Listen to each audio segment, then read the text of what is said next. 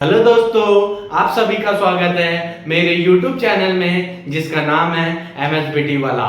दोस्तों, हम next lecture में limiting movement of resistance and area of steel के ऊपर न्यूमेरिकल किए थे।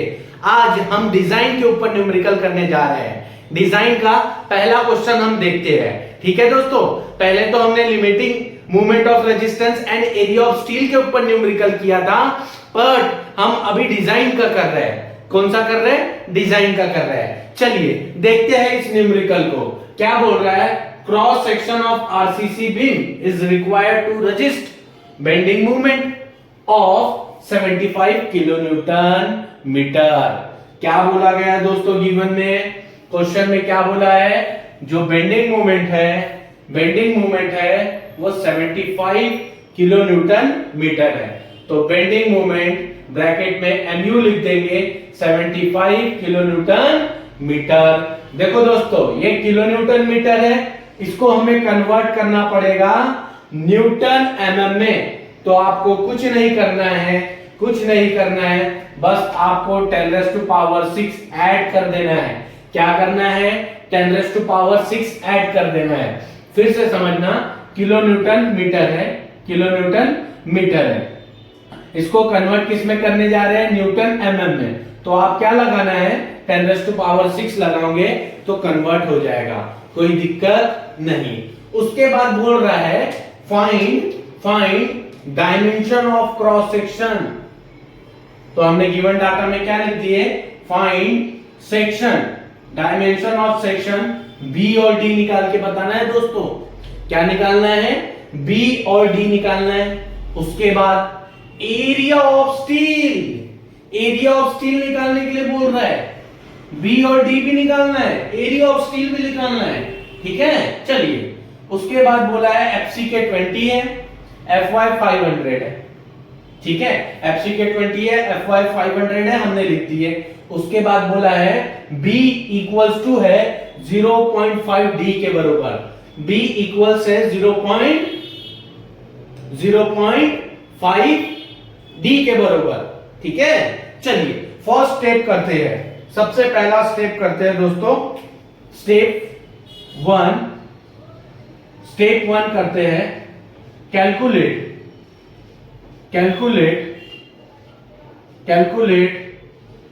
डायमेंशन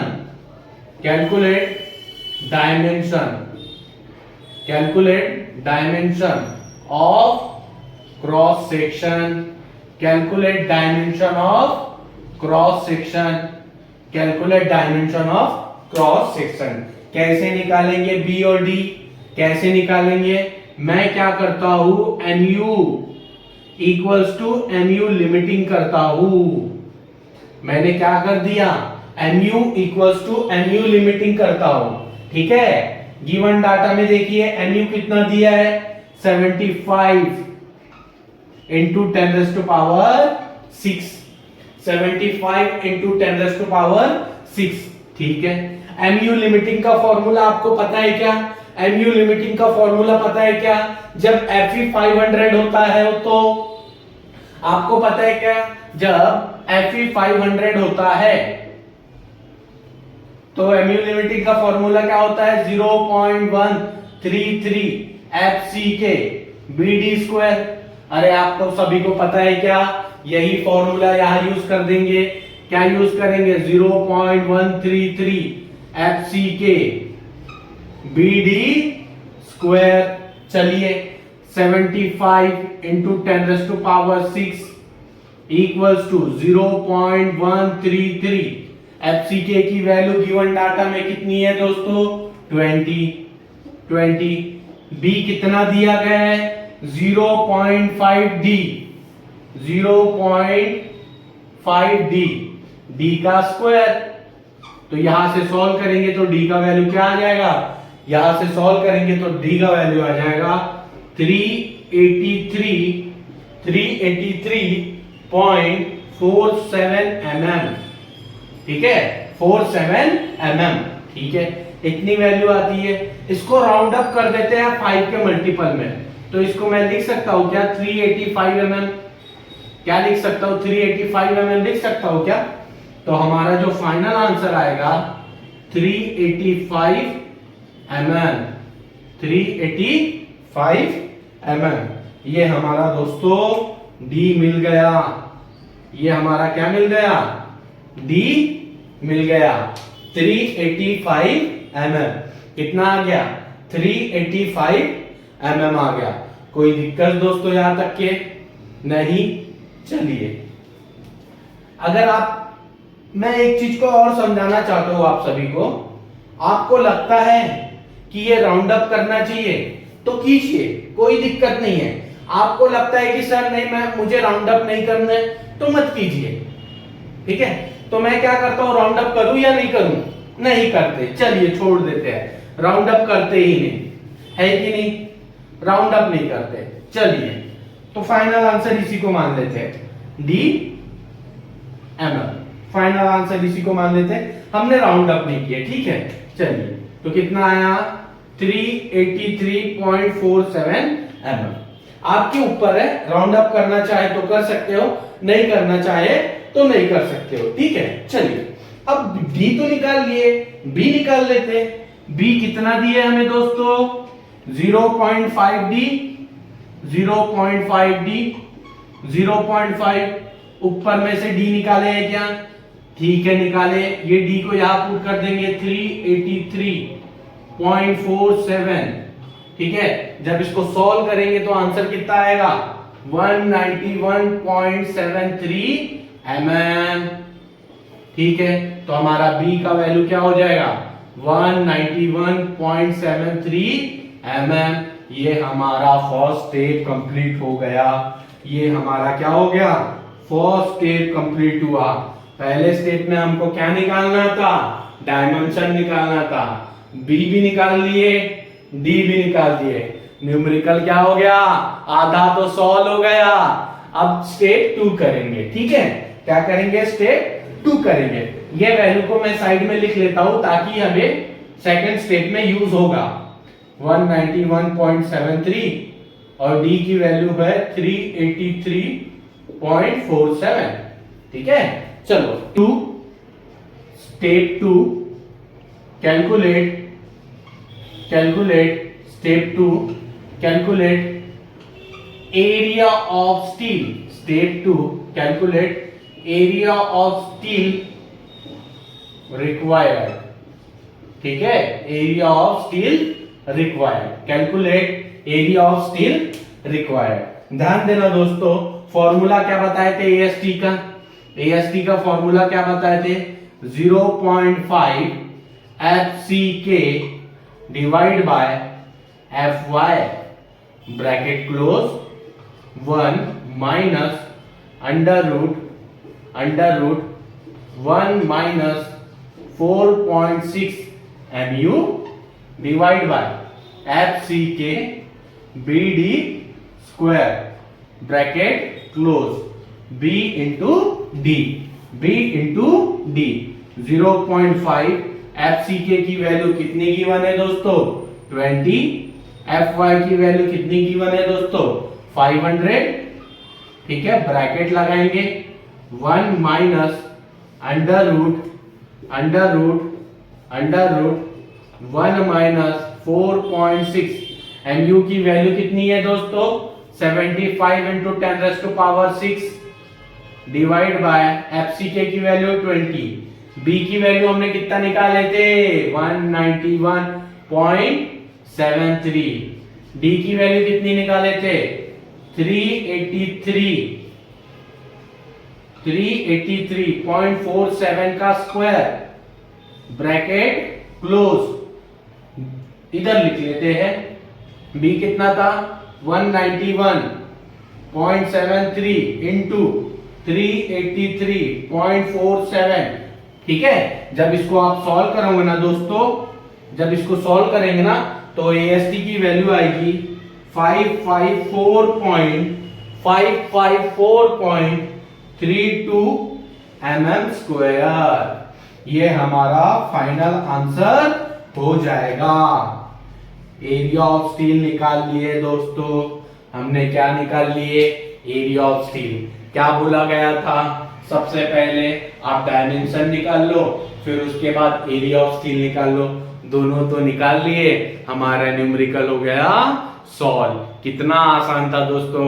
अगर आपको समझ आ गया होगा तो हमारे चैनल को सब्सक्राइब कर दीजिए और हमारे वीडियो को लाइक कर दीजिए, ठीक है। चलिए दोस्तों, अब नेक्स्ट को हम सेकंड न्यूमेरिकल करने जा रहे हैं। इस टॉपिक का हम सेकंड न्यूमेरिकल करने जा रहे हैं। दोस्तों एक बात को ध्यान रखना, जहां वर्ड डिजाइन आ जाए इसका मतलब क्या। डिजाइन वर्ड आ गया तो इसका मतलब क्या। सर अगर डिजाइन वर्ड आ गया ना तो आपको न्यूमेरिकल में कैलकुलेट करके क्या बताना है, कितने नंबर ऑफ बार यूज होंगे इस बीम में। क्या बताना है दोस्तों, कितने नंबर ऑफ बार यूज होंगे। समझ आए। इस बात को याद रखो, मैं फिर से रिपीट करता हूं, जहां डिजाइन वर्ड आ जाए, जहां डिजाइन वर्ड आ जाए वहां पे आपको क्या निकाल के बताना है, नंबर ऑफ स्टील। कितने नंबर ऑफ स्टील लगने वाले हैं ये आपको बताना है। क्या बताना है, कितने नंबर ऑफ स्टील लगने वाले हैं, ठीक है। इस क्वेश्चन में पेशेंस बनाए जरूर रखना, क्योंकि ये क्वेश्चन, अगर ये क्वेश्चन समझ गए तो आने वाले 3 क्वेश्चन इजीली समझ जाओगे, कोई दिक्कत नहीं आएगी 3 क्वेश्चन में, ठीक है दोस्तों। चलिए, डिजाइन बोला है, डिजाइन मतलब नंबर ऑफ बार निकालने हैं। चलिए नंबर ऑफ बार निकालने, स्पैन दिया गया 4 मीटर। स्पैन कितना दिया गया है, 4 metre. It means length of beam कितना दिया गया है, 4 मीटर। लेंथ ऑफ बीम कितना दिया गया है, 4 मीटर। उसके बाद वर्किंग लोड 35 किलो न्यूटन पर मीटर। वर्किंग लोड क्या दिया है, 35 किलो न्यूटन पर मीटर। इसको डिनोट किया W से। फिर सर क्या करना है, फैक्टर्ड लोड निकालना है, WU। इसको 1.5 से इंटू करना है तो आंसर आ जाएगा 52.5। सर ये 1.5 से मल्टीप्लाई करना क्यों पड़ा, ध्यान से समझना। मैं एक शादी वाले एग्जाम्पल से समझाता हूं या बर्थडे का एग्जाम्पल से समझाता हूं, बर्थडे के कार्यक्रम से, ठीक है। चलिए अब मानिए कि आपके घर में 100 लोगों का कार्यक्रम रख रहे हैं, 100 लोगों का खाना बनाना है, 100 लोगों का कार्यक्रम रख रहे हैं। क्या 100 लोगों का रख रहे हैं तो 100 लोगों का ही खाना बनाओगे क्या, नहीं ना। गलती से अगर 100 के ज्यादा 120 आ गए तो बेइज्जती होती है ना, बेइज्जती होती है ना। तो आपने क्या करना है कि 100 लोगों का ना बनाते हुए थोड़ा ज्यादा बनाएंगे। क्या बनाएंगे, थोड़ा ज्यादा बनाएंगे, ठीक है। बेइज्जती होना आसान बात है, तुम उसको कितना भी खिला दो तो भी वो गुण नहीं गाएगा, ठीक है। चलिए अब इस एग्जांपल में समझिए, ठीक है। इस बीम में जो लोड आ रहा है वो 35 का आ रहा है। क्या कभी ऐसा नहीं हो सकता कि लोड कभी ज्यादा हो गया, 35 से ज्यादा आ जाए। अरे हो सकता है कि नहीं हो सकता है, कभी ज्यादा आ जाए लोड। इसीलिए ज्यादा भी आएगा तो भी चल जाएगा, बट हम इसको अब 35 के हिसाब से डिजाइन नहीं करेंगे, 52.5 के हिसाब से डिजाइन करेंगे। किससे डिजाइन करेंगे, 52। देखो वैल्यू में कितना डिफरेंस आ गया, 35 से 52.2, 52.5। हम ज्यादा ले रहे हैं, लोड को क्या ले रहे हैं, ज्यादा ले रहे हैं, ठीक है। चलिए उसके बाद उसने क्या बोला है, M20 दिया गया है। क्या दिया गया है, M20 दिया है। इट मींस FCK की वैल्यू कितनी हो जाएगी, 20 न्यूटन पर mm स्क्वायर। उसके बाद क्या बोला है, Fe415। Fe415 के लिए Fy की वैल्यू क्या हो जाएगी, Fy 415 न्यूटन पर mm स्क्वायर। उसके बाद B की वैल्यू दी गई है 230। B मतलब होता है विड्थ ऑफ बीम 230। मुझे तो अब बताने की आवश्यकता नहीं पड़नी चाहिए कि यहाँ पे 415 क्यों आया, यहाँ 20 क्यों आया, बताने की आवश्यकता है क्या। मेरे पिछले वाले न्यूमेरिकल अगर देख लोगे तो ये पूरा समझ जाएगा, ठीक है। चलिए पहला स्टेप सॉल्व करते हैं। सबसे पहला स्टेप सॉल्व करते हैं, सबसे पहला स्टेप सॉल्व करते हैं। Calculate calculate calculate factored, calculate the factored bending moment, calculate factored bending moment, calculate factored bending moment. क्या कैलकुलेट करना है? Factored bending moment. ठीक है, फैक्टर्ड बेंडिंग मोमेंट। फॉर्मूला क्या यूज होगा सर?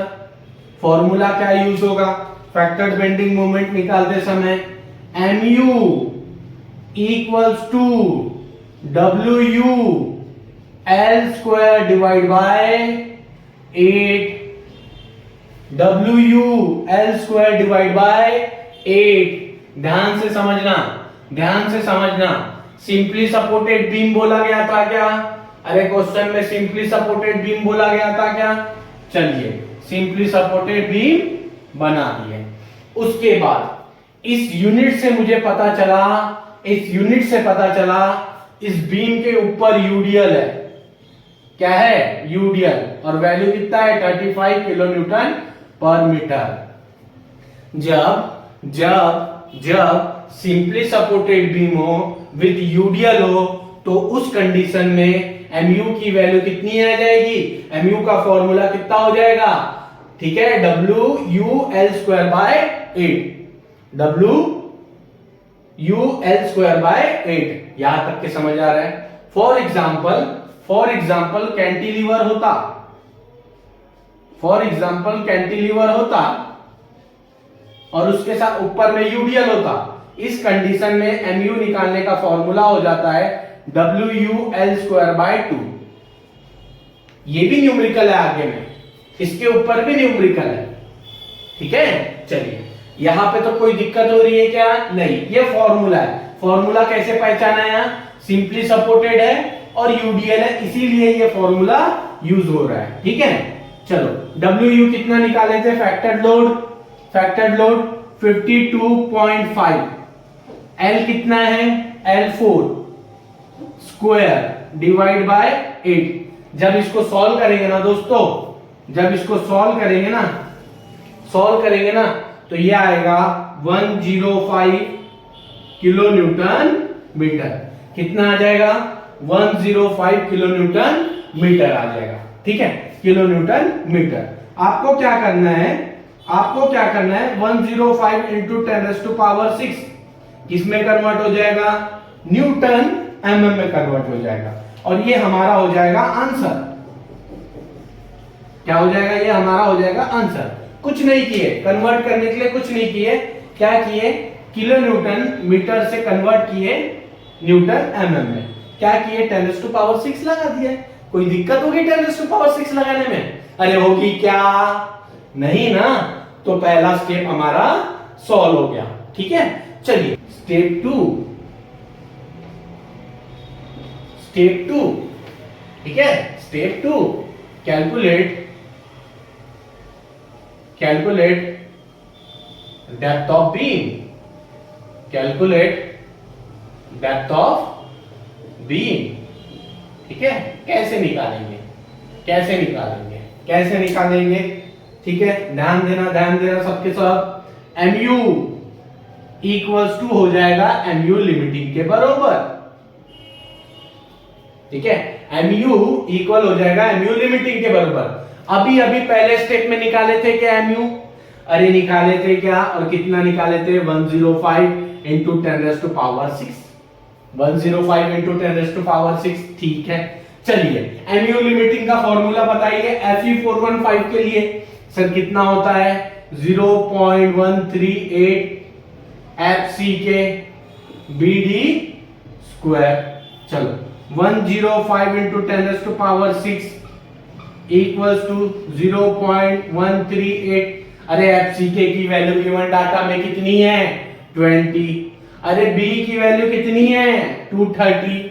तो यहां से D की वैल्यू निकल सकता है, तो D की वैल्यू निकालेंगे। जब D की वैल्यू निकालेंगे ना तो 406.70। ठीक है, ये आंसर आ जाएगा। बट हम इसको क्या करेंगे? राउंड अप कर लेंगे। क्या कर लेंगे? राउंड अप कर लेंगे 10410 mm में।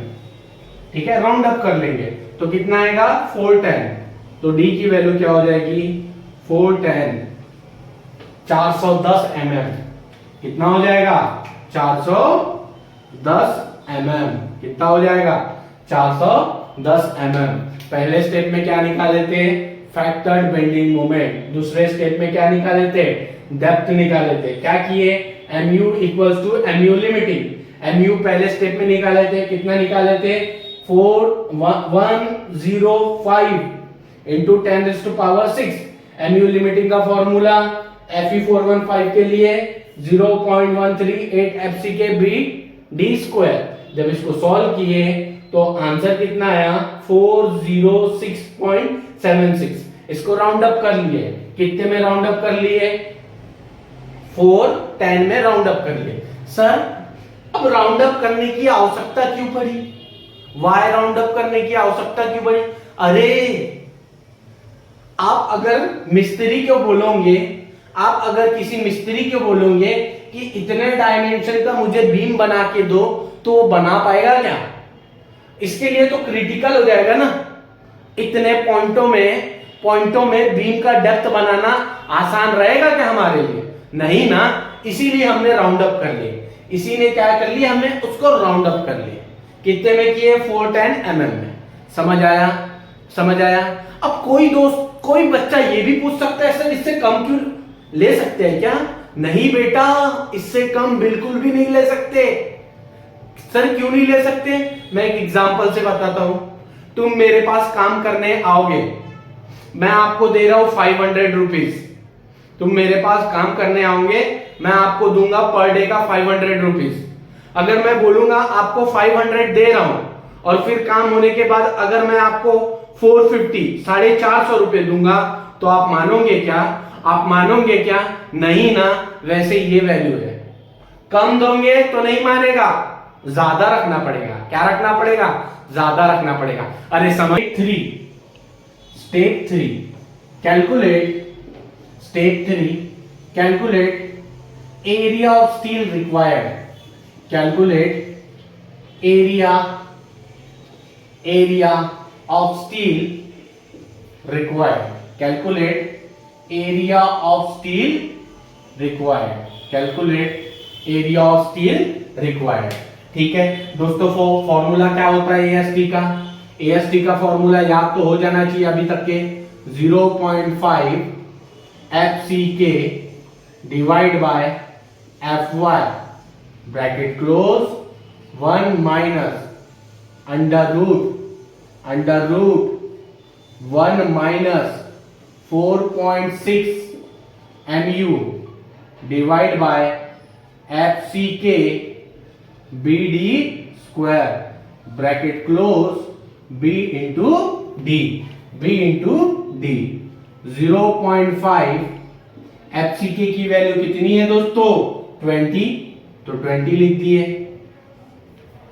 FY की वैल्यू 415 ब्रैकेट को किए क्लोज, ब्रैकेट लगाए 1 minus under root 1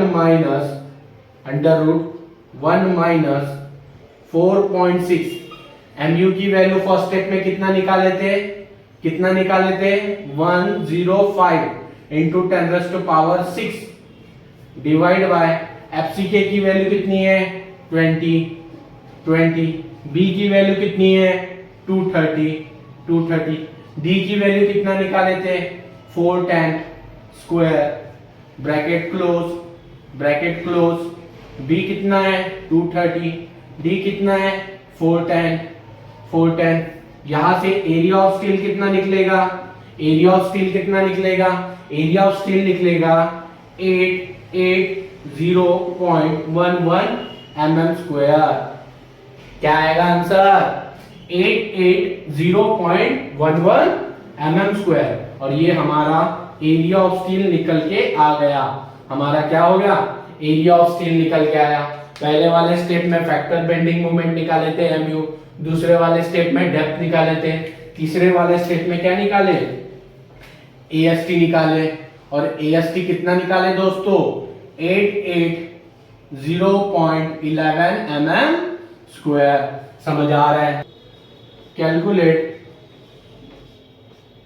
step 4, calculate number of bar, calculate number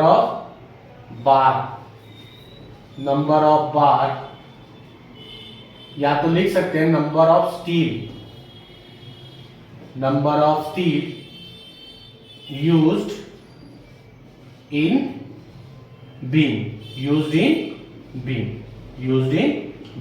fourth step क्या हो गया? कैलकुलेट नंबर ऑफ बार या number of steel used in beam. ठीक है, चलिए यहां पे अज्यूम करना है आपको।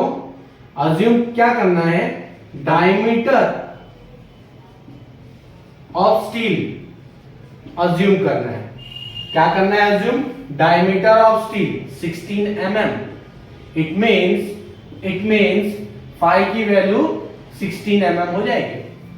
ये अज्यूम करना है, हमारे हिसाब से अज्यूम करना है कि डायमीटर ऑफ बार कितना होगा। क्या अज्यूम करना है दोस्तों? डायमीटर ऑफ बार कितना होगा। ठीक है, 16 mm का यूज किए, आप चाहे तो 12 का भी यूज कर सकते हैं, आप चाहे तो 20 का यूज कर सकते हैं, ये आपके ऊपर है। जो डायमीटर यूज करना चाहते हैं वो डायमीटर यूज करो, बट ये कंडीशन क्या रहती है सर? मार्केट में उस डायमीटर का बार प्रेजेंट होना चाहिए।